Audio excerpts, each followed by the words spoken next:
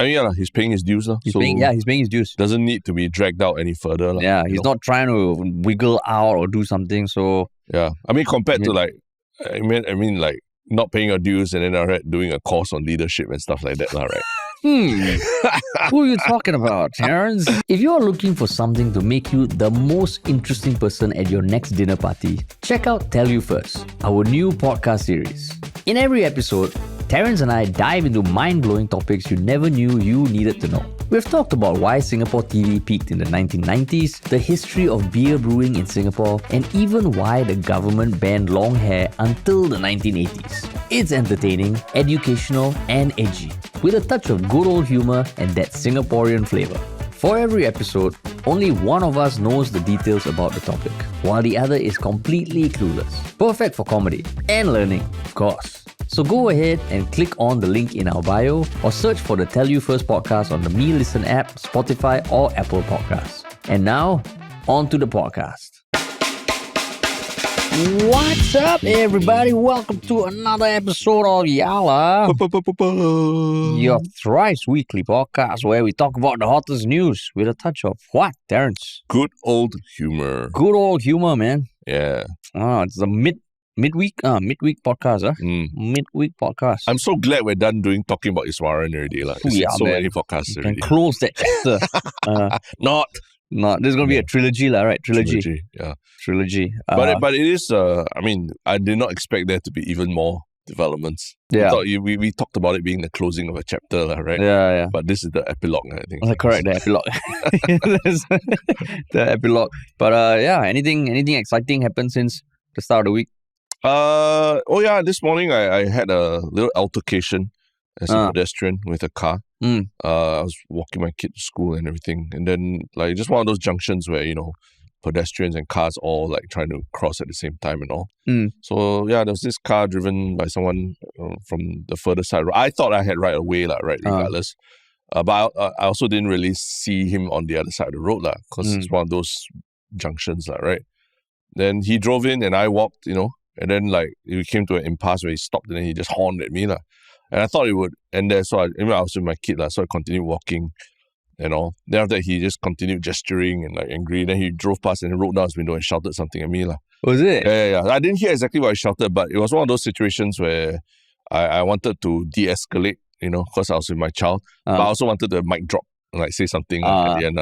So I just told him, focus on driving. And then I said, bugger off, That's your mic drop moment. I was with a kid, Harish. I know this is about appropriateness with children, which is a topic we're going to talk about. A lot of things ran through my mind about what I should shout. So it felt like eternity. I was just standing there. What should I shout back at him? Then I looked, I saw my kid was there, and I saw the car. The angry guy was still looking at me. And then I was like, okay, I got to say something that is mic drop, but not offensive. No, but mic drop doesn't have to be offensive. But bugger off, you immediately become like 65 years old. Correct. But at the same time, I'm trying to de-escalate. I'm with a kid, right? He's in a big car and everything. Throw in some Gen Z language. Like what? You just took an L. Skibidi. Well, that doesn't even sound offensive. You just took it. What does that mean? Like, he probably doesn't even understand. It was a fellow like Gen Xer or something. Gen Xer millennial. So you're a bugger off, Then how did he react? I mean, he just rolled up and drove off. Yeah. Then how did your kid react? He didn't know what's going on. And I'm very proud of myself that I did not drop an F-bomb. Because that was like, I mean, in my mind, the F was just coming out. But I held myself and I realized the inappropriateness of using that language in front of my child. But I wanted to de-escalate but drop the mic at the same time. So I felt... I don't know whether you dropped the mic. I felt quite glad. I felt quite glad. You gestured the mic downwards. I wouldn't say you dropped the mic. Bugger off, not bad. Bugger off. Like, to a certain segment of the population, it's offensive. Bugger off. Yeah. Because a bugger, it's like, in certain parlance, it means like body parts or so, right? Is it? Isn't it? No? What's the street language for bugger off? Bugger slang. Yeah. It's oh shit. Yeah. Okay. Would you like to read out what the definition of bugger is according to Google? So according to dictionary.com, while often used informally as an insult like jerk or to refer to any old whatchamacallit, bugger has also been used as a more offensive vulgar term for sodomy. What the fuck? So that was my mic drop. Shit. A little mic drop moment. Bugger off. Yeah. But did your son ask you what does bugger mean? He asked me what was going on. He did not know exactly what's going on. But yeah, that's why I didn't want to the situation escalate where it would become like where vulgarities and everything really be thrown out there. I see. Yeah. So then after you walk like a baller, is it? No, because usually after these instances, you get very riled up. Then you feel, I wish I said something else and everything. But I did not have that. Yeah. I felt like I said my piece and I made sure to shout it really articulately. I shouted because it was not a Singaporean driver also lah. So I shouted it very articulately to make sure that the person understood lah. So like he could definitely hear it lah. Definitely, yeah. But I felt pretty good after that. Started your day off on a shitty note that escalated that when it was a high after that. Yeah, so I can totally imagine how you walk after that. Yeah, a little skip. Happy. I was saying hi to people as I walk past. Like randomly people are, hey, hello, morning. But anyone else hear it when you said it? I think there was like a cleaner or road sweeper or something around the distance. But I'm not sure if he saw. Bugger off. Did you add a little like a colonial accent? Bugger off. No. No need. I think I'm very proud of our Singaporean heritage that where we know how to use vulgar British slang like that as well. I had no idea, man. Yeah. Bugger, yeah. Now you know. Now you are a dad. You need to watch these things also. You see? Yeah. Correct. Bugger. I'll add that to the vocabulary. Correct. Yeah. Bugger off. So have you had an exciting couple of days or so since all this Iswaran stuff has been happening? I mean, it seems like we found some sort of like sleep feeding schedule that, okay, me and my wife kind of work. So I do like the midnight 1 a.m. Okay. So she sleeps early and then she does the next, the middle of the night and then the 6, 7 a.m. Then I wake up to bathe the baby. So we have done it for a few nights already and it feels like, okay, that kind of works for both of us. So you get uninterrupted 6 to 7 hours of sleep every night lah. Hey, where got 6 to 7 hours? Last night, right, the feed was like 2 a.m. no? Oh, is it? Yeah. I thought you just said midnight to 1 a.m. I mean, that's slot lah, but like, Terrence, this is No, I'm just asking, no judgment, no judgment. You were judging, okay? No judgment, No, you were judging. Because, I mean, even before that, like, wherever I can, I will do the before and after lah. I mean, change diaper and burp and put her to sleep. Okay. So this midnight thing, anything that happens from like 11 to 2 or 3, that's my jurisdiction. Okay. Okay lah, 11 to 2 to 3. I thought you like, okay, midnight, okay, I'm off free. I'm done with work already. Go to sleep, lock the door. Anyhow, ready to get all the mothers listening to this like infuriated. No, it is that feed, regardless of whatever time it happens. Okay. So she gets to sleep during the midnight hour lah. Right? Yeah, correct. So she can go to bed at 10, she can go to bed at 10. Yeah, wake up at, I don't know, 6 sometimes, Actually, that timing works out for you because I think a lot of football matches are also like the 11 to 2 a.m. period, right? Yeah, exactly. And I mean, like I've been trying to sleep earlier, before this pregnancy, but then now I'm like, okay, this kind of works because I have to find something to. So we've done it a few nights and feel like, oh, okay, we're not like tired. We're tired in the morning, but not like dead tired. Important. So so I think that is okay. Hopefully, fingers crossed. Yeah. But it means you wake up a bit later also? Or? No, so like, let's say there's a 6 a.m. feed. Yeah. She'll feed, but then I'll wake up and I'll start preparing the bath and all. Okay. So I'm the bather. Okay, yeah, the bather. I'm the bather, yeah. Enjoy it. I enjoy bathing like it. No, I'm very glad for you found a system that for now, it's been 3 days. Yeah, 3 days. So you got to smile because things are going to change anytime soon. I mean, it never stays constant. Every couple of weeks, you're going to be, changing things up. Yeah. So just enjoying this while we can. But yeah, man. Yes. But yeah, this is like really a dad's podcast. Yeah, but interesting one. I think that's what people tune in for. Yeah. They say they tune in for the news and everything, but actually they're here to hear us talk about Because if they really started listening to our podcast since COVID, they started listening before you became a dad. Right. And then now your kid is 4. Yeah. And then now my kid is like just past 4 weeks. So yeah, for those of you who've been listening from the start, thanks for following us. Yeah, and have grown with us. Because I even see some comments on YouTube, right? And maybe we're deliberately dragging this out to irritate these people. There's some comments on YouTube which are like, just get to the point. People want to hear politics. Oh, is it? Yeah. I mean, there's a chapter marker, that you can click to skip past all this small talk. Yeah. And on YouTube and Spotify, right? Correct, both. Yeah. Anywhere you listen. So just check out the episode description, guys. Yeah, correct. But yeah. Yeah. But especially if you're new to this podcast, welcome to our style of doing things. And this is the way we've done things for 560 70 plus episodes. Yeah. So please, if you like it, like, share, follow, subscribe. That helps us tell the algorithm that this is good shit. Yeah. And if you want to work with us, just check us out at ministryoffunny.com, drop us a message or email us at contact@ministryoffunny.com. Yeah. Cool, man. Cool. Okay, so we say we're done with Iswaran, but we're lying now, right? Because he's back in the news again now. Yeah. I mean, we did talk about it in the previous episodes, like what will it be like when he finally surrenders himself and is brought to prison. So there was a bunch of articles that came out, I guess late last night, 7th October, which is when his sentence was due to start. Yeah. I mean, quite informative. Like basically, a lot of the headlines are, along the lines of Iswaran housed in a single man cell due to higher safety and security risks, which was what was communicated by the Singapore Prison Service. Yeah. So there's a picture of like a standard single cell. Like weirdly enough, there was a picture that even Straits Times shared of what looks like Iswaran in the prison van that was leaving the state courts, which we will get to. But were you? I mean, I guess you could foresee some articles coming out the day of his sentencing, the day of his prison term starting. Yes, because we recorded our last podcast before he even surrendered himself to prison. Yeah, on Friday. Yeah. And I think even in the podcast, we talked about how when he surrenders himself to the courts, we're not going to see the whole process of him going to prison at all. But here we are. We have the photo in front of us of his prison cell and even of him in prison garb, which I did not expect to see. Yeah. And I mean, if you look at the cell, it's 6.9 square meters. There is a picture. It's probably not his cell, but it is a single cell. Yeah. You look in, there is a concrete floor and like bare walls with a small partition that separates the toilet within the room and the rest of the floor. Yeah. And he's given standard issue, which is like a straw mat, pillows, toothbrush, spoon, and some plates, I believe, and slippers. Yeah. So that's standard issue.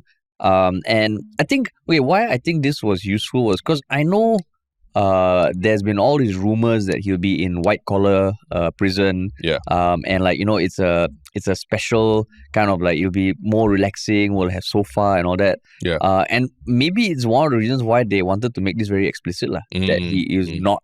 Yeah.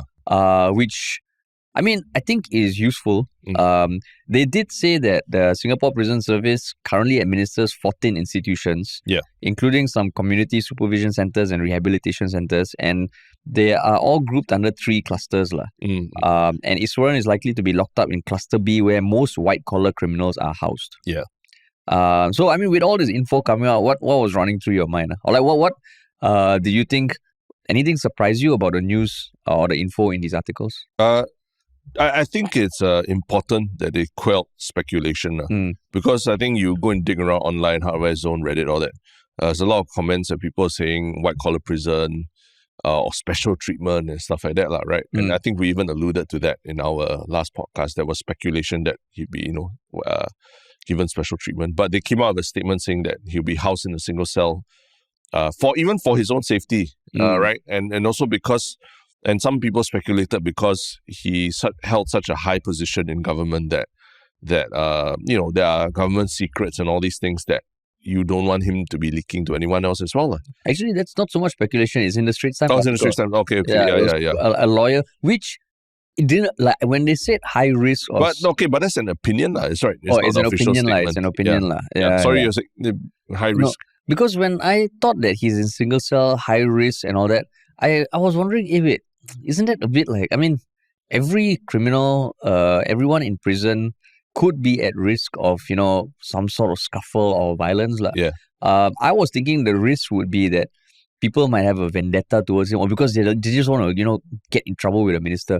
I did not think about the fact that he knows stuff about Singapore that not many people know. Correct, yeah. Yeah, so when that was kind of like the perspective that was shared, I was like, oh, I guess that makes sense. Yeah.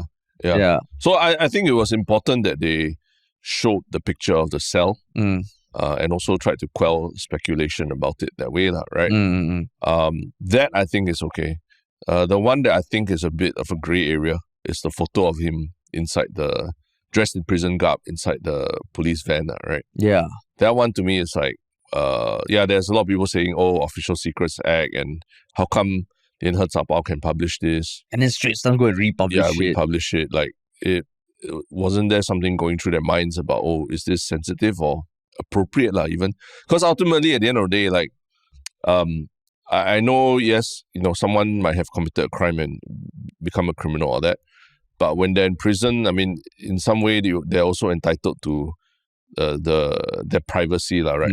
Of serving out their sentence and all these things, and not to be humiliated outside in the media and the public, because especially while they're wearing prison garb and doing all their things.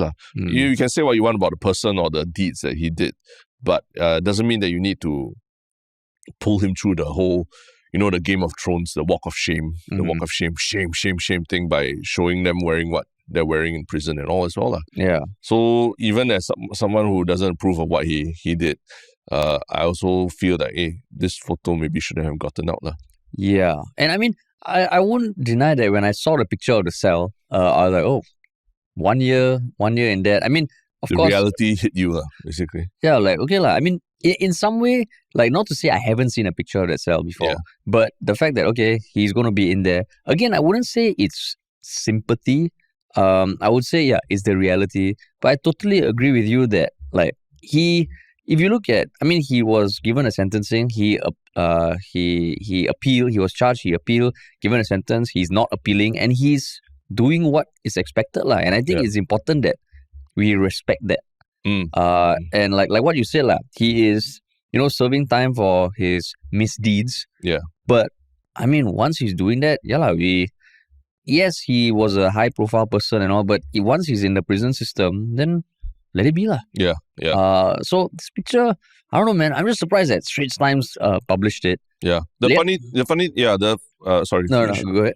Lian He Zapao was because Straits Times source quotes Lian He Zapao as a source. Yeah. But Lian He Zapao quotes a photographer, Lin Ming Shun, as the source. Was it? Yeah. So they said Lin Ming Shun shot it. So I don't know. It sounds like it might be an official thing from themselves, like one of their own photographers or something. Because in that same Zapao article, there's an image of the police van leaving the courts. And you can see a whole group of reporters on both sides of the vehicle pointing their cameras into the vehicle trying to take pictures. So it might be actually a reporter who captured this image. And people are saying, but this is image of CCTV, right? So I'm speculating maybe one of these reporters with the camera, knowing that he can't shoot through the glass of the prisoner, went to the front of the vehicle. Maybe the driver, there's a CCTV where you can see what's in the back, and he shot that picture of the CCTV.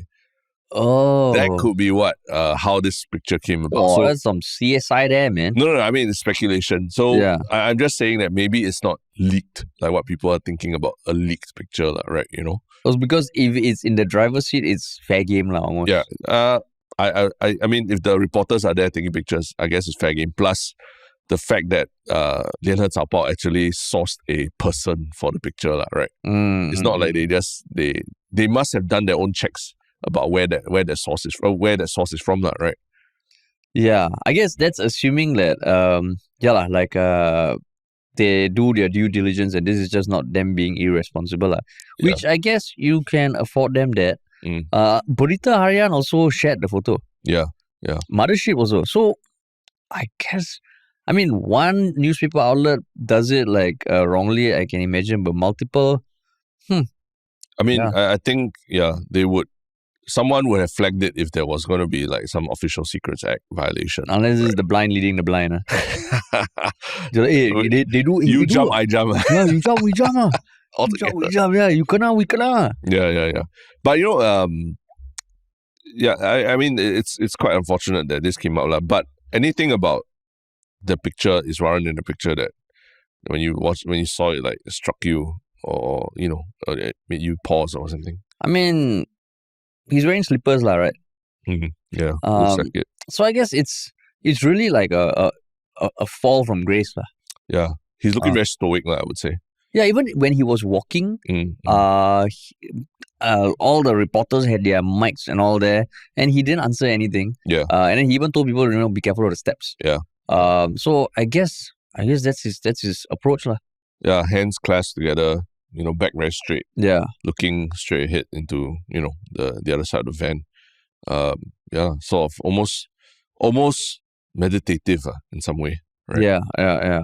And so I mean, quite a surprising, a shocking image. Yeah. I saw some people on Reddit saying, the solitary confinement is going to destroy his mental health. But from what I understand, even though he's in a single cell, he will still be afforded like recreational time, 1 hour a day. Yeah. Still have regulated access to an electronic tablet where he can get, e-letters and e-books. So I think it's different from solitary confinement. Because we have spoken to someone who's been in solitary confinement in DB, and that sounds horrendous. Yeah. Like, there's no windows. It's a fucking small place. Yeah. And there was one account online from someone. I mean, it was on the Online Citizen, and apparently it's a piece by someone who spent time in single and shared prison cells.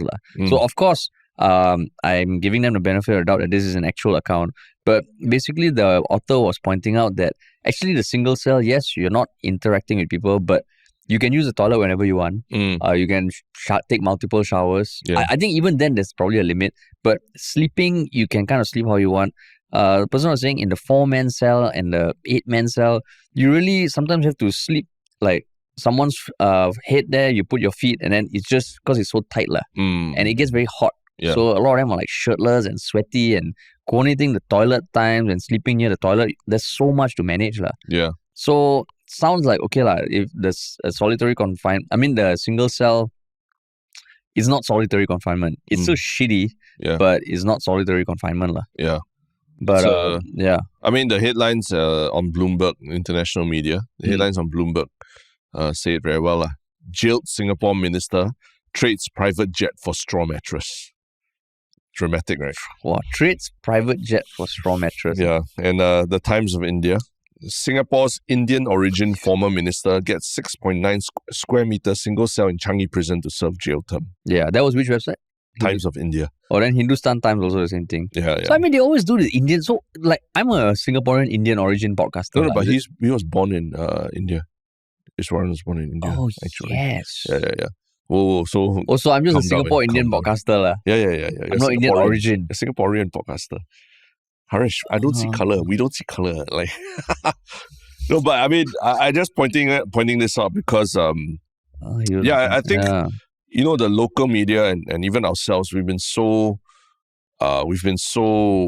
close to this case, right? Yeah. We've been so caught up with the details of the court proceedings, of Davinder Singh, of, the charges and Section 165. But I think we sometimes forget the full narrative as how it appears to the world outside us. And the world literally is just looking at a jailed Singapore minister trading a private jet for straw mattress. I mean, you just look at the headline, it's straight out of a Hollywood movie, right? And then, and the reality is, less than 2 years ago, this man was watching the quarterfinals of the World Cup, alongside the Emirati and the luminaries of the sporting world, and flying a private jet there, and then staying in a $5,000 a night, hotel, right? With like probably triple king size bed or whatever, And now, he literally is, because of decisions like that, now sleeping on a straw mattress as we speak. And I mean, it's not like, when people say, this guy flies private jet as an extrapolation of their wealth. Yeah. In the case, it literally involved him on a private jet. Private jet, whiskey bottles, like Premier League matches, musicals, Yeah, no, but that's true. From the outside, already people, I think it's changed a lot over the past decade, people's impressions of Singapore, that it's not just a place where people get caned for, and you can't chew gum, and people get hung for trafficking drugs. I think there's a lot more depth to people's understanding of Singapore, but I can imagine most people still see Singapore as like this unreal city where there's no corruption. So to see one minister go from being like a minister, such a high ranking official, go to jail, right? I mean, I think it paints a good image of Singapore, because it's like, we are, walking the talk, incorruptible, no corruption, we punish. But for Iswaran and his family, it's really like the one time that a minister has been jailed for for something like Section 165. Yeah. Yeah. Correct. So, that's why I would say now, after this whole thing is ended, he's in prison, then we just respect him, give him the respect and privacy that any prison inmate deserves. He's paying his dues. He's paying his dues. Doesn't need to be dragged out any further. He's not trying to wiggle out or do something. So yeah, compared to not paying your dues and then doing a course on leadership and stuff like that, right? Who are you talking about, Terrence? I think that would rile people up a lot. And the person there was committing adultery, which is also that touches on integrity and all that. It's just there's no criminal. There's no criminal charge. Yeah, correct. But who knows? If Iswaran comes out after 8 months because of good behavior, what will happen then? I don't know. Yeah. Start of a new chapter, I guess. I do think this is the final pages of the book for now. Looking at really at the end, the last couple of pages, and just wondering if there's what do you got, a post-credit scene, that kind of thing. Yeah, man. So hope his family is doing okay, and so kudos to him for just respecting the process. Yeah, respecting the process. But speaking of which, a bunch of people working on an airline did not respect the process when it came to selecting what suitable in-flight entertainment there was for the passengers. And what is this airline, and why are they in this pickle? It's a Qantas airline. There was a flight from Sydney to Haneda Airport in Tokyo. That was going on fine until all of a sudden there was a malfunction of personal in-flight entertainment systems, and on every screen, right, an R-rated movie was shown. The movie is Daddio. It's starring Dakota Johnson and Sean Penn. And apparently in the show, there's images of text on screen, which of sexting. There is descriptions of explicit sexual behavior, and apparently there's also one screenshot of an erect penis. Yeah. A brief but clear photo of an erect penis. I'm guessing that is part of the sexting. But Qantas has, since apologized. They are reviewing how the movie was selected, and they said, and I quote, "The movie was clearly not suitable to play for the whole flight, and we sincerely apologize to customers for this experience." Yeah. So it sounds like the movie played and you couldn't turn it off. Yeah. And the screen was on. So a lot of passengers were saying, "Yo, man, I'm here with my kids and stuff, and you can't change anything." So can you imagine? The film is a decent length. Yeah. It is 101 minutes, so hour 40 minutes. They were just playing. But I thought did they not change it after an hour or something? Oh, after an hour? I believe so. Yeah, after about an hour, the crew switched to a more kid-friendly movie. I see. Yeah. So for context, right, the movie is about this cab driver played by Sean Penn who picks up a passenger played by Dakota Johnson.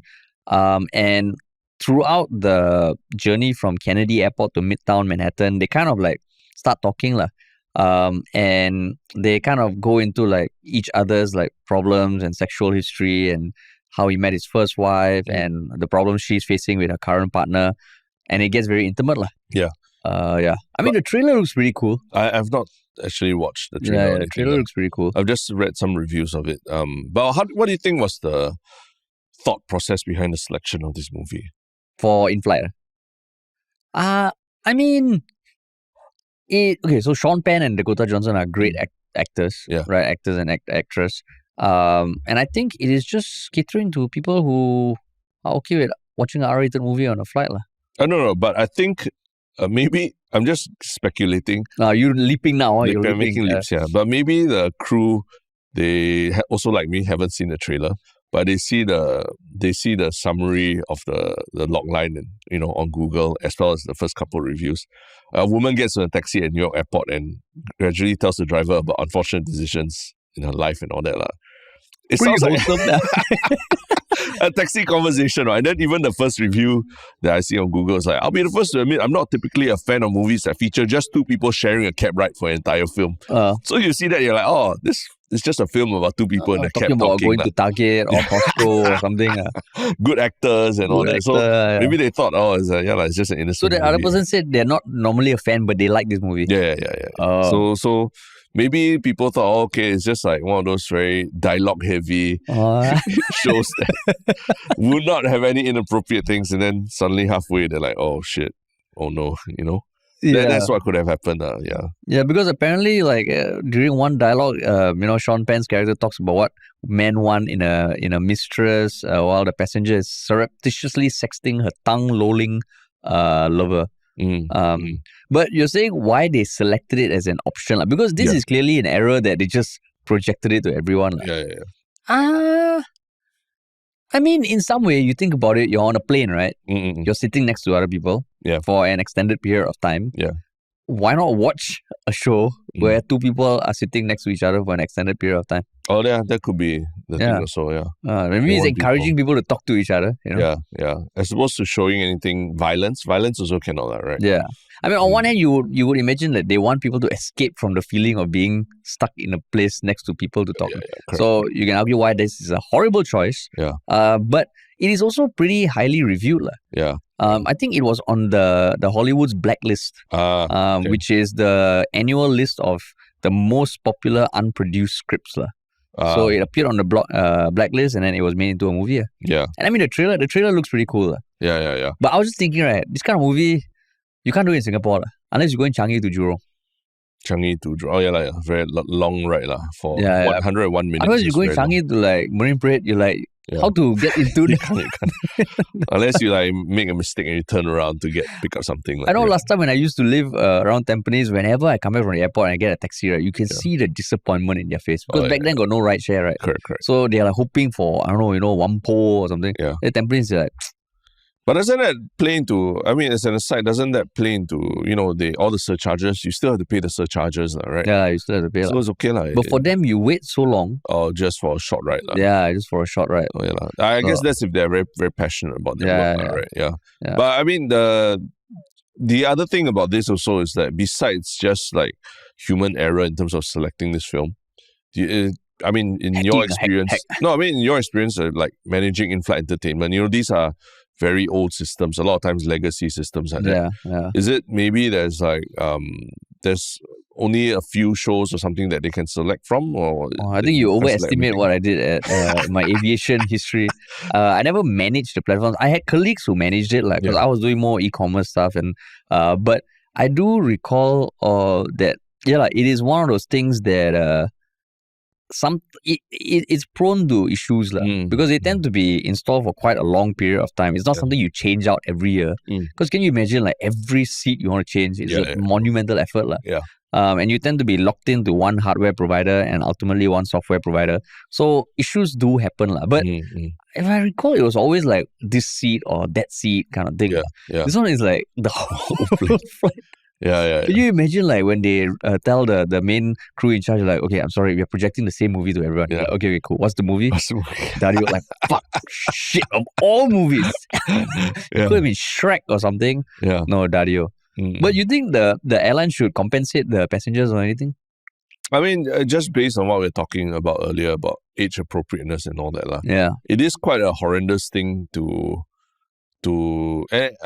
I mean, at the very least, you could say it's inconsiderate, right?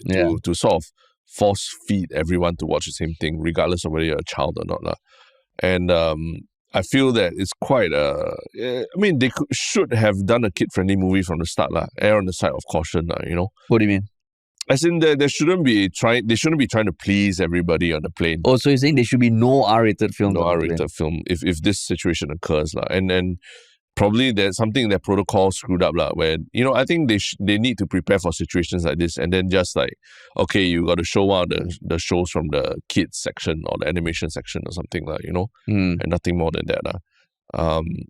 Wait, what do you mean? Like, they have to show the animation? No, I think they need to have a mistake. This was a mistake, I think. Yeah. So that means they don't have a protocol in place, I think, for like, okay, how do you select a film to show everyone when something like this happens? But I think it was a hardware thing where they couldn't change. Okay. So that was what I was asking earlier, lah. I said that. No, I don't think this one, the crew, they thought, this will be a good show for everyone, let's project it. It's not like last time when there's one central TV.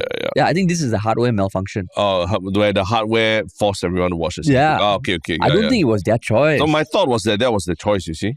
Because they changed it, what? If they can change it halfway to a more family-friendly selection. Yeah, but sometimes, your computer not working, you take a while to figure it out. So I think that was probably the thing, lah. They just, it started playing Dadio, and then they're like, oh shit, should we stop everything and then reset the whole system again to show something? They're like, I think should be okay, lah. It's just two people in the taxi talking. I see. I see. Because, they did say following the malfunction of personal in-flight entertainment systems last week. Mm-hmm. So, I don't know, because sometimes, turning off and turning on should be a relatively simple thing. So you're saying maybe they're like, okay, this movie is being shown to everyone. How bad can it be? Like, you watch a movie? Anybody watch a movie? I watched the first 30 minutes. It was okay, two people talking in a cab. The reviews say okay. Got any red penis or anything? Don't have. Okay, let them watch. I think so. Then it was one parent, you're like, yo, what the hell is this? They said maybe. I think the article is saying that there were audible gasps in the plane as they realized the nature of the film. So like now flying, you have to worry about a lot of things. You have to worry about turbulence, all these things. Now the next thing you worry about, dick pics being forced on everybody. In some way it's a shared experience, but I do think that it would be a nice gesture if Qantas just gave a token, voucher or something like that. It's one flight. Tickets to watch Dadio in the theatre. Sorry, your experience was ruined. Tickets to watch Dadio. Here's a chance to watch it, in an appropriate setting. Yeah. But if it's one flight, at least if that was out in the statement also, the cost of that compared to the PR you will get. But in some way it's a nice thing that this was the mishap that happened on the plane. As opposed to always hearing all these horrible cases of turbulence and all. And if anybody, there's a plus side for this, like the producers of Dadio, I think they're the happiest. Right? The PR. This is the kind of PR that you pay millions of dollars for. That's true, because I would never have thought about watching it. I never even knew about it. Never knew. But and now if you watch the trailer, it's racy, it's edgy, it offends people. Okay, I'll watch it, Yeah, if you watch the trailer, it's actually pretty good, man. Interesting. I didn't think about that. So interesting, Anna. The people are getting so creative with ways of promoting films and things like that. Suddenly it's something between Qantas and Dadio. Just accidentally project. Yeah. And it's some way like a throwback to how it was last time, right? When you do take planes, there's one TV. Yes. And everybody watches, which there was something nice about it because everybody's watching it's together. Communal event, right? And if it's a funny thing, then you all laugh together. Yeah. Do you try any of those things where, let's say you and your wife sometimes play the game and all, is it? No. You want to watch a show together, then you all sync up exactly when you press play, then you're both watching at the same time. Yeah, got it. Got it. Okay. I think it hasn't happened that often because, if I'm on a plane, I want to watch a fun movie like, Pacific Rim or fighting and all, but I know the last one she watched was the one with Sydney Sweeney and the Glenn Powell. No, not Glenn Powell. Some sex-related stuff. Not sex-related. It's a love story. Sydney Sweeney confirmed with something. You see, that's the exact stereotype that she's not wanting people to carry on with. No, she's an actress, parents. Okay, she's a crass woman. But it was some kind of she falls in love with this guy, then they break up, then he goes back to his ex, then they go to a wedding together. And I was like, no, I want to watch Gladiator or Avengers or something that kind of fun movie. So cannot So very rare, very rare. Then the one that you watch together is what? Maybe it was a TV series. Oh, TV series. Yeah, maybe it was an episode. But I don't think it lasted. Probably the food came, then we're like, you want to carry on, and we just go out separate. That's the sad thing, right? Now it's so hard to have a communal experience. Even at home, right? People watch Netflix. You're never watching the same TV show at the same time as your classmates or your friends. The communal thing missing. Missing. Like you say, hey, have you watched this thing? Then they know. Oh, okay. Then the conversation ends there. Then if you're in a group, a few people can talk about it and a few people won't talk about it. But have you tried watching with your wife on a plane? No, it's just for me. I think the plane for me, I really don't enjoy the experience so much. So I watch a lot of old reruns. I'm not saying reruns, but shows that I've watched before already, like Top Gun or something. Just to enjoy a fun, brainless movie. Just enjoy the scenes. But I can't watch a new movie on the thing because I don't want to experience it that way. To me, it's just not a nice way to experience a new movie. Oh, I've watched new movies on a plane, but I remember I watched what's the one with Ryan Reynolds where he's a non-NPC character? Deadpool. No. Fall Guy, Free Guy. Free Guy, yeah. I watched that on a plane and I really enjoyed it. But it's not something that you need to see on a big screen. It's also a fun-ish movie. Yeah, but I try to, even if they have even if it's not necessarily like a masterpiece or what. Yeah. If it has like nice CGI and all that, I at least try to watch it on TV. The last time I did watch something with my wife was during COVID. Oh, is it? Because we were in separate houses. So there was someone who came up with an app to watch Netflix with, and we watched Good Place, which was a very good show to watch. Yeah. The one by necessity bo pian right? True yeah. But it's not on the plane. It's quite sweet when you see people trying to watch at the same time. Then damn annoying if one wants to go toilet or something, right? Or like if you want to just say, it was funny, they're like, what? Sorry? What? Yeah, then you have to pause, then have to sync out again. Yeah. No, but speaking of what people do on flights, right? I just tangentially came across this article that some travelers are apparently raw dogging on flights. I've heard of that. Yeah. You know what it is? I know. It means like you don't do anything on the flight or you don't engage with any media content. You don't not even headphones and you just sit all the way through. So no food, no water, no films, just the safety instructions or the flight map. And you just sit and you cannot sleep also. So people are sharing that, I just raw dogged 15 hours. And they just raw dogged it. 15-hour flight to LA, no music, no movies, just flight map, my new personal record. So and for people who want to talk to their young kids about it, raw dog also has a sexual kind of meaning to it. So don't anyhow use that word also unless they're already using it themselves but don't tell them about it also. Yeah, that's why I mean the term also, I was like raw dogging on flights. I was like, shit, are they like Mile High Club? Is this the new Mile High Club or something? But what does raw dog actually mean for those adults who are listening who are uninitiated? I would imagine the first thought that comes to mind is a certain sexual position without protection Okay. Would anything came to mind for you? No, that's essentially it, yeah. Raw dogging. Yeah. The slang is not using protection, basically. Yeah, that's called. Also, it doesn't matter about the position. Doesn't matter about the position. Yeah. So it's just as long as no protections used. So I mean, I can see the parallel to not using anything on a plane for entertainment. But there is something sexual about it. So be careful of using it around your kids. Raw dogging. Like if your kid tells you, I just raw dogged on a plane. Yeah. What the hell would you say? Wait. Let's have a conversation. Yeah. Is the term from the 2020s or like from the 2000s? Yeah. I've seen celebrities also doing it. I think Erling Haaland did it on a flight, with Man City flight as well. Is it? Yeah, something like that, yeah. Raw dogging. Crazy. Yeah, but that's the news. But yeah, that's the world we live in. Yeah. Talking about prison cells and raw dogging on planes. Yeah. But yeah, what is your one Shiok comment from the last couple of days? My one Shiok comment. There was a comment that I wanted to talk through that, not say a Shiok comment, a comment that just caught my attention. So it would be, not say a Shiok comment, but comment that is worth talking about. It was on the YouTube video for the podcast with Rishi, where you and him were talking about the MRT disruption. And this person on YouTube, SG Scouser, the guests have to stop comparing us to the rest of the world. Some rail systems are nationalized while ours are operated by rail operators. Rail operators have the responsibility to ensure that trains are running smoothly and have to be punished hardest when things went south. Yeah. I actually don't think we should stop comparing ourselves to the rest of the world. Yeah. Because that's one thing, right? Like, we're not comparing just to... I don't know the which specific part of the podcast you were talking to, but I think it's something we've spoken about with Sudhir also. Like, there are many ways to compare with the rest of the world. If we compare to the rest of the world and look at how bad things are in other places, then we can get complacent. If we compare like, everything else is better, then we might take things for granted.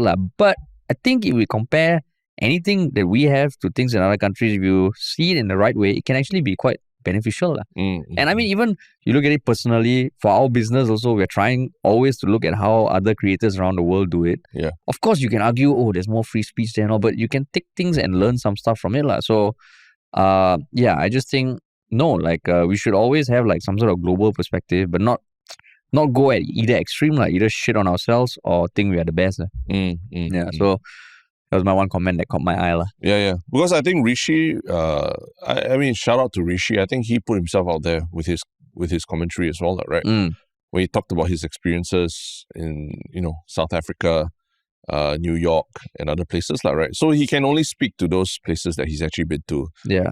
He's not a transportation expert or anything like that, right? Yeah.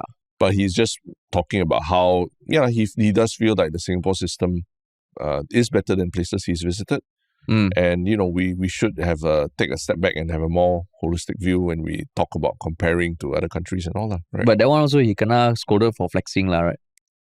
I think there was some comments. Yeah, I think, flexing, saying like elite, like almost elitist kind of thing. Why always compare to these places, Yeah. But again, even for me also, I think I was also coming from my experiences, right? I've not extensively experienced like Hong Kong or Taiwanese or Japanese public transport that much. Actually, I have. You have a Japanese Taiwan? I have. Yeah. So I mean, I do see similarities in what Singapore does and certain things that we do better than other places also. So I mean, they don't all come out in the podcast, but they're there, these comparisons are there. Yeah, exactly. And I mean, if you can learn from it, then why not? Yeah. Correct. So yeah, my one Shiok comment, also not 100% Shiok. I want to also get your thoughts on it. But it was from Mediocre Loquat 69, who was talking about, the artwork that was supposedly stolen and then used in the Bras Basah food court recently. Yeah. So this commenter says, not advocating stealing of artwork in the first place, but the comment from us that the food court should have checked that the artwork wasn't stolen and was playing Tai Chi with the blame, I think is an unrealistic expectation. So how can the food court verify this? Run it through Google Image or similar images? Should they run it in parts or whole? So let's just take it at the food courts. Let's take the food court's word at face value that it was a contractor who presented the design. Would they have changed anything? Would the artist have shamed the contractor instead? So the food court took down artwork and apologized for the unintended theft. What else could the food court have done better? So what do you think? How come you wanted to talk about it? I want to ask you, what do you think about that? When people say that, what else could what would you want the food court to do? I don't agree with the thing that it's an unrealistic expectation. Yeah. Because if you are putting something in the public space, that is obviously not just like a circle or a line that anyone can do. Yeah. Someone must have done it. Yeah.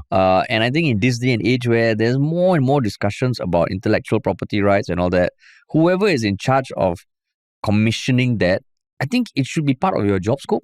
If you're commissioning something that is a work of somebody's art, then you should be expected to check, where is this from? So, yeah, I don't agree. What about you? Yeah, I think it's bullshit. I mean, for us, even as content creators, people who produce TV stuff and we use art, and we deal with NDAs, non-disclosure agreements. We deal with release forms for everyone that we work with and things like that as well.